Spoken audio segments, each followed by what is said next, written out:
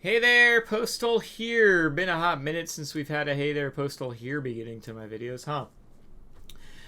So 35 missions down. My God, my brain feels like it's gonna leak out of my freaking eye sockets. So we have our Antonov M Masha, but how do we want to set it up? So let's take a look at it today.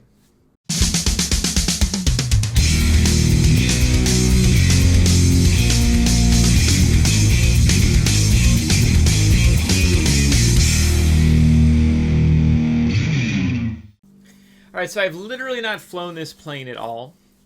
I have cheated a little bit because I was lucky enough to, as everybody is lucky enough to, view some videos posted by NobleQ and VBAT on their setups for this particular plane and their takes on how to play this plane. And I highly recommend, here's cards up at the top right hand corner, links in the description, whatever, to be able to view their videos if you haven't already. So we're definitely going to be taking that into an account. And we also have to realize, like, I don't have this plane specialized yet. So I'm going to fly it and set it up as non-specialized right now. Not that that means a whole lot with the premium plane, other than the equipment can't be fully maximized.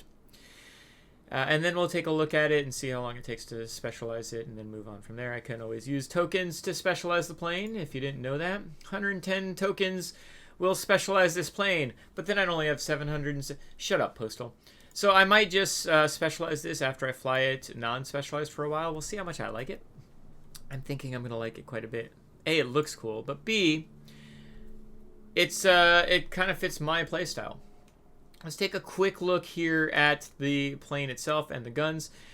Yeah, you've got an engine, congratulations, and an airframe, congratulations, but it's the guns that we're really looking at. 170 damage per second, 2,600 foot effective firing range. These are the same exact cannons, if I remember correctly, as are on the Yak-19. Let's confirm that. Yep. So the difference is you've got 4 of them on your premium plane here, and you have 3 of them on your Yak-19. So if you've got an extra 25%, or would that be an extra 33% firepower on this particular plane, it's going to have some sacrifices elsewhere, obviously, right? So the Yak-19 super maneuverable, and heck, my Yak-19 specialized, so the airspeed's even higher than the airspeed on this particular plane. But the altitude performance is better on the Antonov, the gun armament, obviously, and even the survivability is a little blip higher. So that being said, what I want to do first and foremost is take a look at the other Tier 9 fighters and just do quick comparison, not super detailed, but where does this fit? Are we talking about a 1092? Well, you've got more maneuverability than a 1092. Keep in mind my 1092 is barely specialized. But you've got less altitude performance and slightly less speed out of the box. Not really worried about the speed part because I think that'll boost up once I put the equipment and everything on it. I'm just trying to get a general feel of how this plane is going to fly, and maybe my initial setup will copy that. Compared to the attacker,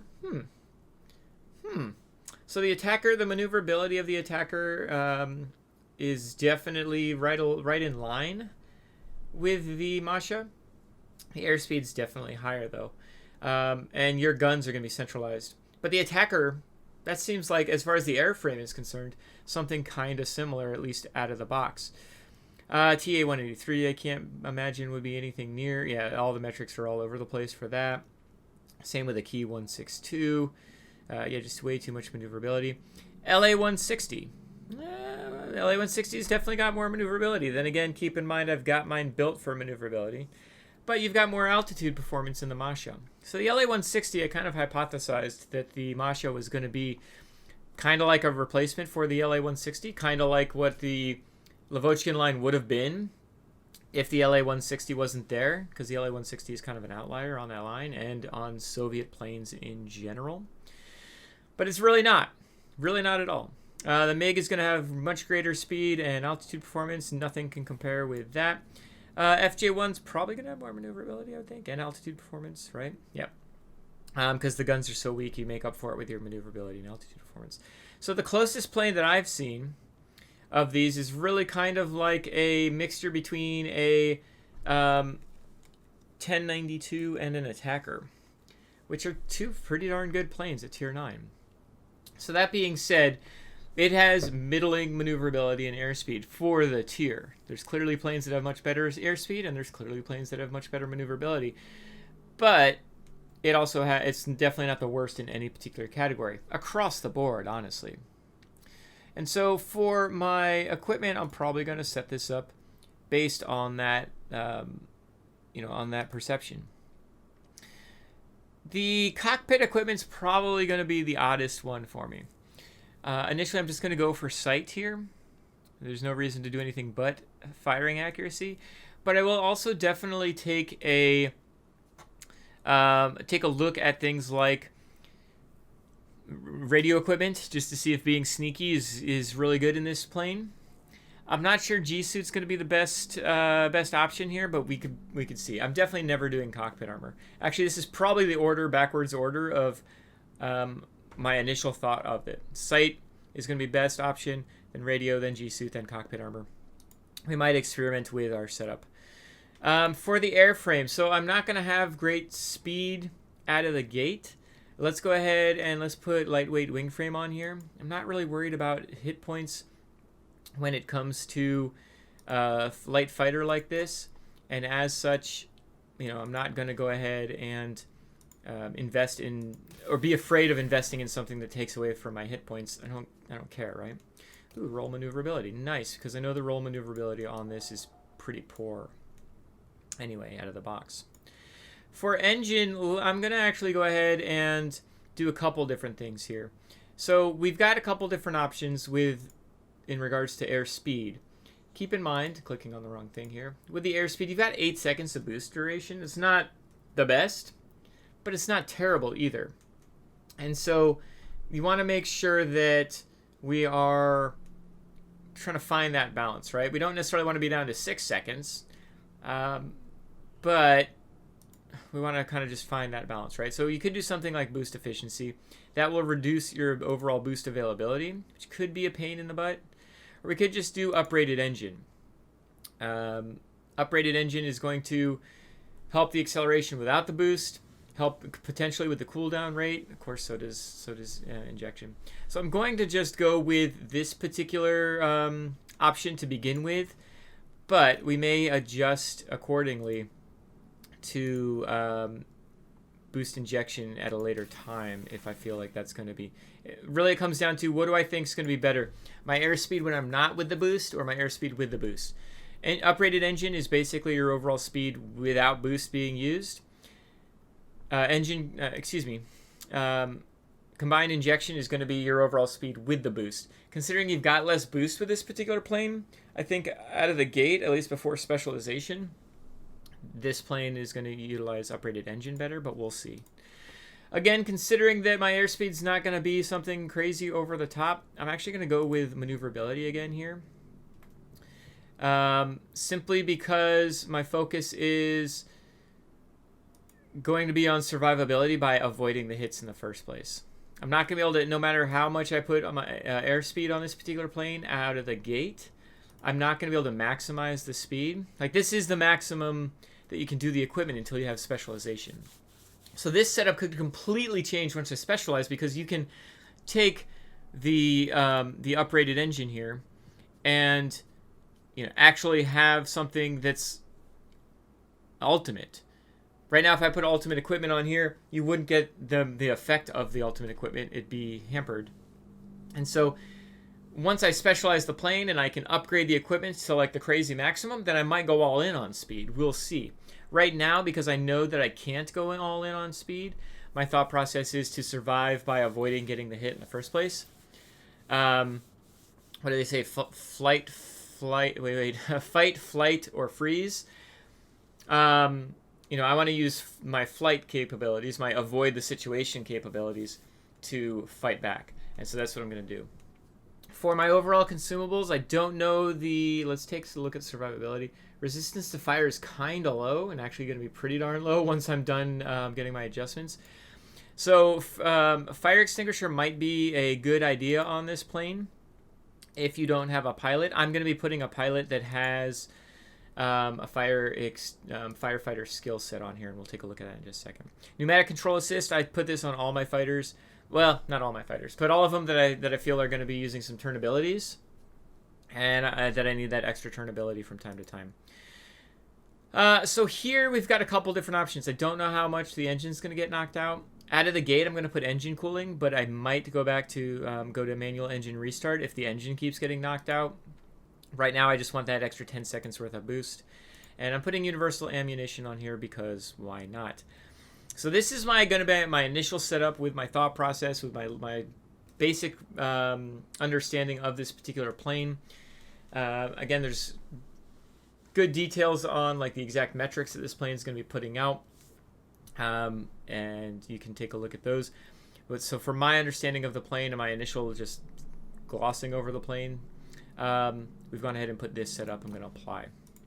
Now, as you saw me mention, I'm not using a fire extinguisher skill on this because I'm going to be using a pilot that has a firefighter skill. That typically means I'm going to be using a yak type pilot. The Lavochkins never really had an issue. I suppose, honestly, actually, so I'm going to start off using my LA-15 pilot to see what the baseline is for being set on fire. If I'm in my LA-15 pilot, which doesn't have a firefighter skills point on it, and I'm not getting set on fire, well, then I know that I've got some flexibility. I can start using my my MiG-15 pilot and things of that nature. If I continually get set on fire, well, then I need to get in something like my Yak-19, Yak-30, Yak-15 pilot, or any one of my other pilots that happen to have firefighter skill. They're probably all really low right now because, yeah, I just bought back some Yaks. But I found like the MiGs and the Lavochkins didn't really have an issue with being set on fire. So we're going to start out with the LA-15 simply to set a baseline and see, do I need a pilot with firefighter skill or not? I don't like using, on my fighters, I don't like using fire extinguisher. I'd rather have my pilot as my fire extinguisher and have my first aid dressing as a dual use consumable. It'll fix my fire and it'll fix my pilot in that kind of situation. All right, so there's our initial setup of our Antonov. The paint on here gets us 5% aircraft experience, which is nice, which reminds me before I even go a second further. Oh, finally. So now that 5% aircraft experience is actually going towards the pilot, making this premium aircraft even more impactful to the crew. The nose has 3% crew experience, and the emblem gives you 20% crew experience. That's pretty nice. That actually means that this 5% is actually just extra. Do we necessarily need that? I'm not sure. It might be better for us to go to utilizing paint scheme that actually helps us protect ourselves more than this extra 5%. So, but out of the gate, I'm going to use this 5%, and then we'll just go from there and we'll see. Now, if this was like an engine speed, like, you know, not engine speed, but overall speed buff, like the 3% speed buff paint, you know, that would almost certainly be worth it, just because speed is king, right? 5% aircraft experience, it turns into 5% crew experience. Considering you've got this nose and the emblem that are giving you 23%, an extra 5%, like, is that really worth it? If I could have 20% concealment, 10% tolerance from AA guns, and 5% tolerance from damage from gunners. Honestly, off the top of my head, I'm going to think that the normal summer, winter, desert, and marine paint schemes would actually be the better paint schemes to go with if you're being try-hard like Postal is. But, again, we're not going to... I'm definitely not going to be using gold for that. We're going to test it out with a base paint and see how we do. All right, so that's my initial thought process on it. Let's hop right into a game. All right, so this is our first battle in the Masha. Again, we're just flying this to get a baseline to see what exactly we're struggling with and what needs to be built up. Wargaming has been nice enough to send us an all-bot battle, so cool for that.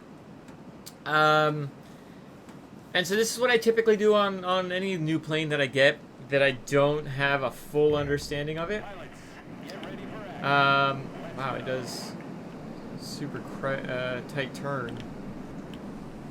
Its ability to like turn that way is a little slow. Alright, let's get these guns on target. Wow, that accuracy could be better. But it does melt down pretty well. Using Das Boosten. Excelente. We've got a plane down here. So yeah, the actual yaw ability of this is kind of, not even kind of, just it's weak. Here we go. Let's get Das Boosten. Let's get the extra cooling. Let's get over to the command center and see what we can do there. There's a lot of yellow, so what I mean by that is... What do I mean by that? Can I... Oh, there we go. So this part, I'm in the yellow quite a bit, which means that the G-suit would be a viable option if I feel like I need, you know, more maneuverability at high speed. And maybe that's what they meant by that whole... Like, they mentioned in the descriptor of this, like, it gets good characteristics at low and high speed for maneuverability. Maybe that's what they were talking about? I don't know. Let's try to avoid the mountain.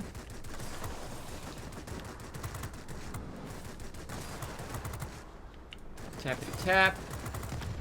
These guns are not, they seem to be overheating quite a bit. It's kind of a shame that a gun slot is not available for this plane. I would think, having 4 frickin' cannons, you really would like to have flexibility of, you know, being able to either put reinforced bulk carriers or gas-operated action on this plane. C'est la vie. 1 hit point? I don't think so. Alright, so let's go after some bombers, and let's see what we can do here with the bombers. I haven't had to get into, like, a dog fight. Man, that bomber's way too high. Or rather, I'm way too low. We still have 8 seconds worth of boost, so... Alright, let's do this.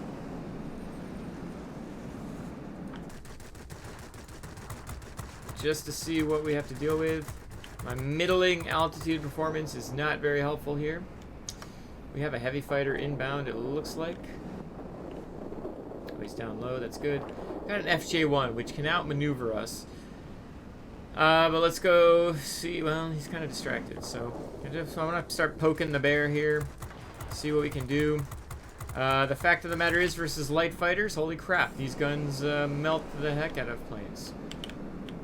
Let's go ahead and put our engine boost on, see if we can stick with this HG2 for a little while at least. Gotta aim further out, aim further out. We are definitely sticking with this. We're actually catching up to him, even with his... He's turning, though, so I mean, it's his own fault. You're on fire, kind of want to turn away. I guess I'm not going to turn away. Alright. FJ1 again. Let's get ourselves stuck into some dogfighting here. I'm ignoring this multi-roll that's behind us. So let's, I kind of want him to actually get on me to see what this plane can do as far as, like, out-turning something when you get yourself into a bad position. Oh, I thought that was going to kill him. There we go. So ask and ye shall receive. Oh, it's a Jawa. Well, never mind. That's a different kind of plane. I thought it was an SU-9 or something like that. I totally missed what it was. All right. So, yep, didn't even have the ability there to outmaneuver. So Jawas are going to have pretty comparable maneuverability. Yeah, you might be able to outmaneuver them, bot or not. But if you take too long, their cannons are just going to tear you up. So let's restart here. I'm going to head back to the center. Let's go get stuck into a battle with that Jawa. Let's see, do I need my engine cooling to stick with him? Get some altitude performance. Let's take advantage of our altitude here. And it's not the best altitude, but it's not terrible either. So, what can we do? Are there any Jawas over here? There are no Jawas over here. Oh yeah, so trying to turn, hitting the air brakes and turning, definitely impacts your ability to just actually do anything. So normally you can like hit the air brakes and do like kind of a jackknife kind of turn. in a lot of the planes. But in this particular plane, you slow down so much that you actually, once you start turning, you actually lose your turn ability. Alright. Let's go ahead and flip over here. Pneumatic control assist just to see. Yep, I can definitely do. Pneumatic control assist works like a freaking dream on this plane. So that's nice.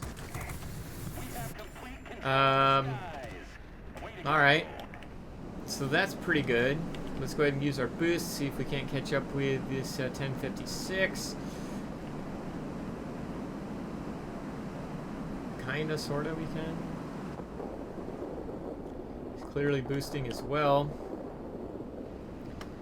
Actually, let's get this HG2 because he's coming towards us.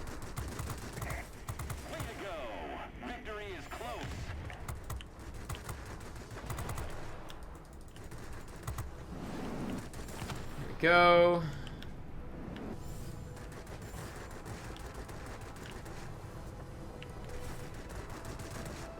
Hello. Let our guns cool off. Yeah, honestly, like reinforced bulk carriers might be the best thing for this. Not that you can get them, but the guns do seem to overheat pretty quickly. Got to tappity tap them quite a bit. Alright. Will I get to this C-Fang before the game's over? Probably not. Definitely not, actually. Good game, bots. Put bits. Good game bits, too. Alright, so let's head back. Alright, so first battle in this plane. I mean, didn't really run into a situation that would, you know, put me at a disadvantage. Wasn't able to really, I mean, I put myself in some funky situations just to see what would happen. Clearly, you know, pay attention to Jawas, but that goes for anybody that's at tier 8 and above in a fighter. J7W2s and 3s especially can absolutely melt fighters, so I needed to keep my head on a swivel there. I didn't really get a lot of damage done to me. I mean, I was sitting in front of a air defense aircraft for a little while, but I didn't get set on fire. I'm going to keep flying with the LA-15 pilot, and we'll see how this particular plane holds up. Maybe we can get some humans in the next battle, and we'll see. Well, ask and ye shall receive. We are in a tier 10 battle with a specialized Yak-30 on the enemy team and a specialized F-94D Starfire on the enemy team as well. We have a specialized 1092, catching a theme here. Let's go, where do we want to go? We're going to go to the closest sector, so we're just going to go here. And we're going to see what we can do. So this is literally our second battle. We still have some kinks to work out, right? We want to make sure that the plane is set up properly. I still think in my heart of hearts that I'm going to be changing the paint scheme on this plane. I just think that the ability to be unseen and be able to take a few more hits is going to be more impactful than the 5% aircraft experience, which again is basically 5% pilot experience at this point.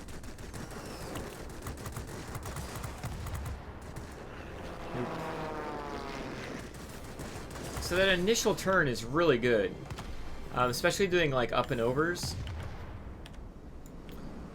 Being able to kind of like I said, jackknife the plane and get it turned over. The problem is you do bleed quite a lot of speed, and I just don't know if, like, it's got to be done in a situation that you feel like you can take advantage of the plane that you're turning on. Let's go ahead and get over to this command center here while we send everybody for him. Keep our altitude up here. That was a mad situation. So we can't get this Spitfire knocked out. So we just gotta keep putting ourselves in position to, you know, succeed with the plane. Don't be going against. You are a tier 9 premium that there's been some hype about.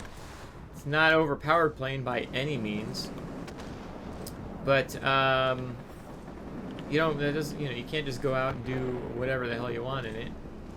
I don't think I've got the airspeed to get up to that JU. There's a ground attacker inbound, so let's see how well we deal with ground attack ability here. Tapping, tapping, tapping. Most of my cannon fire was not hitting there, which kind of sucks. Let's try not to die. We'll up and over. And we'll knock him out. Tappity tap, tappity tap, tappity tap. Got the sector. Excelente. We got an I-215 inbound that I really don't want to be punching me in the face. I don't really want him to be punching me anywhere. Let's, yeah, I was afraid that he was going to be turning towards me there. Like any of the high-tier Soviet multi-rolls, like an I-215 is only scary when you're directly in front of it. So as long as he wasn't coming directly at me, we were going to be fine. What do we got over here? Is that F-94D again? No, it's 215. Actually, let's go against 215. 212, excuse me. 212, BVP 212 is pretty darn maneuverable, right? So let's go get stuck into a fight with him. It's a bot. And if we can get our guns on target quickly enough, I suspect, yep, we're going to melt him down pretty quickly. F-84B. F-84B's got to be a little higher than he's supposed to be. Oh, I'm going to ram him like an idiot. Should have turned. Clearly should have turned there. That was a stupid mistake on my part. We're doing pretty good work, though. Our 1092 is doing pretty good work as well. The Yak-30 we haven't ran into.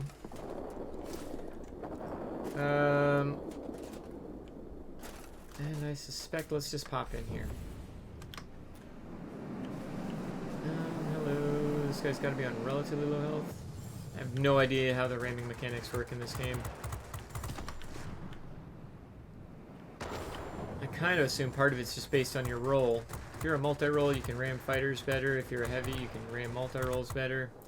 Doesn't necessarily mean, you know, the type of plane you've got. Or I have no clue. Like, it's all speculative as far as I'm concerned. I mean, we're supposed to be defending, but I suspect they're about to get that command center. So let's take over the center. Oop. Oopa.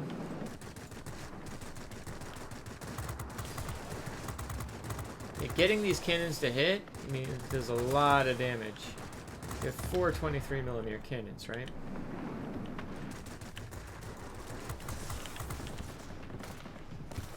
Well, that's annoying. Oh, did he switch? Oh, he did. Bomber squadron detected. Engage them immediately. Cool. Well, luckily I had pneumatic control assist. He knocked out a wing. But my pneumatic control assist saved me there. Well, that and him pulling away.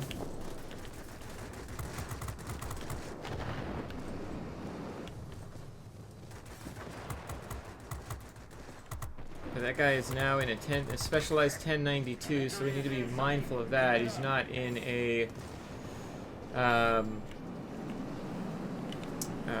F-94D, which has much worse maneuverability than a 1092. 1092 is definitely more of a scary plane for this particular plane to go against.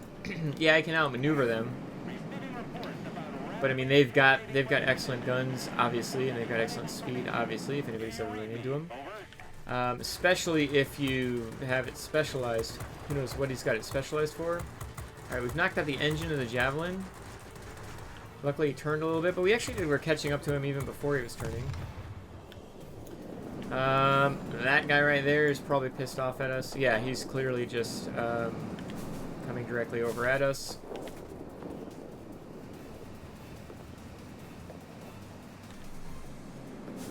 Let's see what we can do, if anything, here. Control assist for the help here. Oh, I guess I should hit help, shouldn't I? We cannot support you any longer. The storm is Trying to get Das Boost going here. See if I can't move him a little bit closer to our sector. That is turning in synchronicity with this guy. Unfortunately, I wasn't able to outturn him, but he is specialized. And clearly was out to get me. So, let's head on back. That's our second battle. Again, nothing crazy over the top, but we were able to have a positive impact on the overall battle. You know, honestly, the plane kind of is what I thought it was going to be. There are definitely some nuanced differences to it. It bleeds speed when you do really tight turns. And so we need to be you need to be mindful of that if you are still grinding this particular plane. The guns are very good, but they do tend to overheat, and you definitely want to make sure that you are accurate with them leading far enough ahead there. It's nice having them centrally located so you can get all four on target pretty easily. I definitely need to be more mindful of that and be aiming farther forward. I don't seem to be setting myself on fire very often, so really you can use any pilot. I don't need to use a yak pilot that has the firefighter skill. I don't think I actually got set on fire in the last two games. Correct me if I'm wrong. The setup I have for it right now seems okay. Then again, I'm only 2 battles in, so I'll play a couple more battles and see if I continue with this equipment setup, and I'll keep you all posted. I'm almost certainly going to be changing the paint, though. The 5% aircraft experience just doesn't seem like it's a big enough impact for me to stick with that. I think I'm going to be utilizing the summer, winter, desert, marine paint skills because it's a premium plane. Obviously, I'm going to be flying it quite a bit to earn some extra credits and things of that nature. I want to make sure that I'm able to maximize my ability to attack and defend sectors as you do in your fighters. So, the Masha. Question that a lot of people are going to ask, is it worth the grind? Well, I mean, yes. I don't know. I know I have an above average skill set when it comes to the game. So the 35 missions were long, and there's some difficult ones, and there's some that even took me, the first time I had to do the 9 fighter mission, I think that took me like a day and a half. But the majority of them are just tedious missions, not necessarily difficult. Those cumulative missions of doing such and such amount of ground damage, or kill such and such amount of defense aircraft, or such and such amount of multi-rolls. Those aren't necessarily difficult. They just take time. The difficult ones are the medals and the badges that you need to earn, flying Exterminator, Gabreski, 9 fighter kills, those things that need to be done in one battle. Those are the ones that can be difficult. They're not impossible, but they're super frustrating. The 9 fighter mission feels like it's set up to be impossible, to be honest, and does seem like it's kind of set up to be a certificate burner. That being said, I haven't looked at Wargaming's premium shop. I don't know how many certificates you can buy at a time. To me, this plane would be worth, if you're thinking of purchasing a tier 8 premium. This plane would be worth tier 8 premium money. And so if you were just going to be spending the amount of tokens that you would on a tier 8 premium, and then grinding the rest, grinding the tedious missions and then using the certificates for the difficult missions, that would still be a viable option in my opinion. This is definitely a super strong plane. Consider this, neither of these games were really, really over the top great. I have, neither of them were even winged legends, and I don't have premium time, and so made 189,000 credits in this second battle. What did I make in the first battle?